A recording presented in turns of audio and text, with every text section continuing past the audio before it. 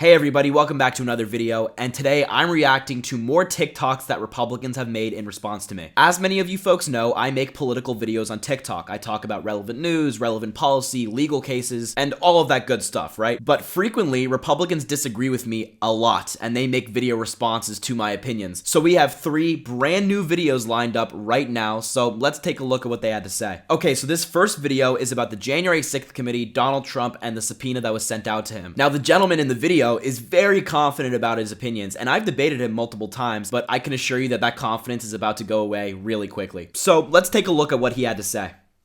We have some massive news. Members of the January 6th committee said that they've got enough evidence to criminally indict Donald Trump. But yeah, I totally believe it.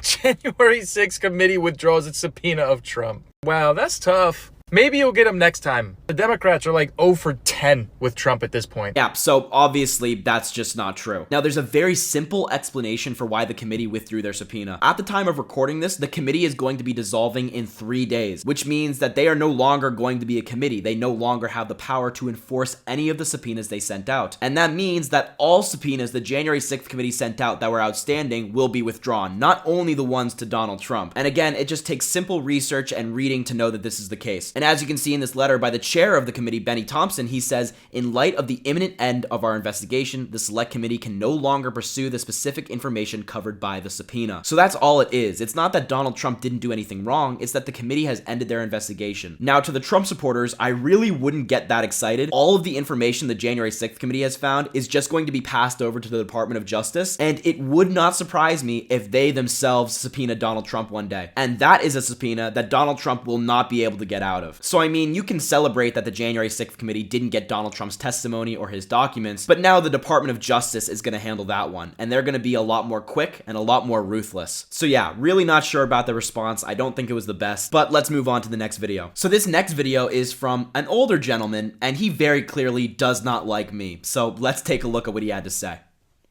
The most concerning thing about Republicans continuing to support Donald Trump is that he clearly broke the law.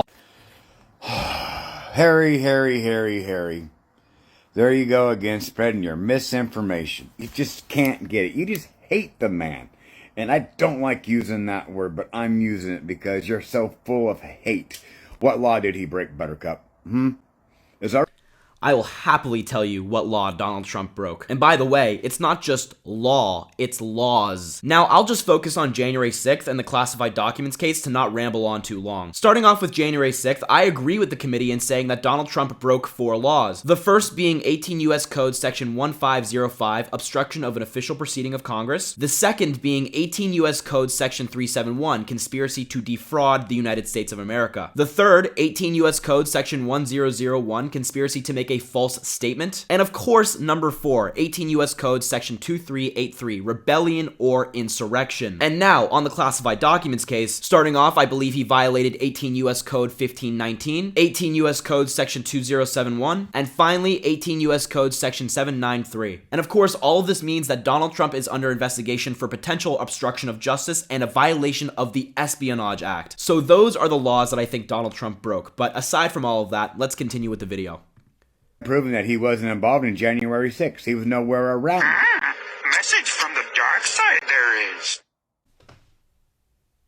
What was that? Did he just get a message mid-video? I mean, I guess so. That just really took me by surprise, but let's continue anyway. Nowhere there. We know Nasty Pelosi was involved.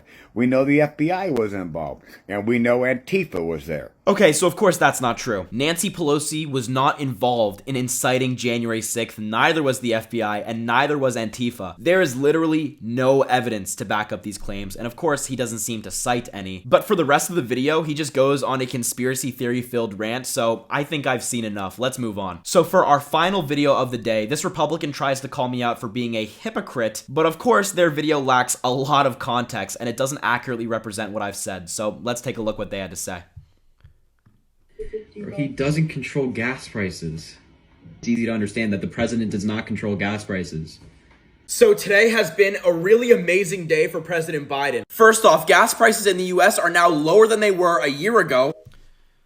Yeah, so I actually don't know who was behind the making of this video because nobody showed their face. But yes, both things are true. Number one, the president does not control the price of gas, and Biden did not control the rise in gas prices. And two, gas prices being lower is good for President Biden. Now, this person is trying to say that I credited Joe Biden with lowering gas prices, but as I already said, the president does not control them. But yeah, gas prices being lower is a good thing for Joe Biden. I mean, when President Biden's approval rating was lower, it's when gas prices were higher. And of course, President Biden doesn't want to see Americans spending more at the pump. And he has encouraged Congress to take action to help lower these prices in some cases. But yes, prices being lower overall is a good thing for not only President Biden, but the American people. So I understand that this individual was trying to pull a gotcha moment on me, but I think the overall claim is pretty weak. So yeah, that's going to wrap up the video for today, folks. I really hope you enjoyed watching. Make sure to like, subscribe, and comment. And of course, let me know what you folks thought about this video. Did you like my response? Did you think that their videos were good? What do you think of the video as a whole? And once again, I really appreciate you folks watching and all the support you have given me. But yeah, aside from that, that's going to be it for today, and I hope to see you folks soon.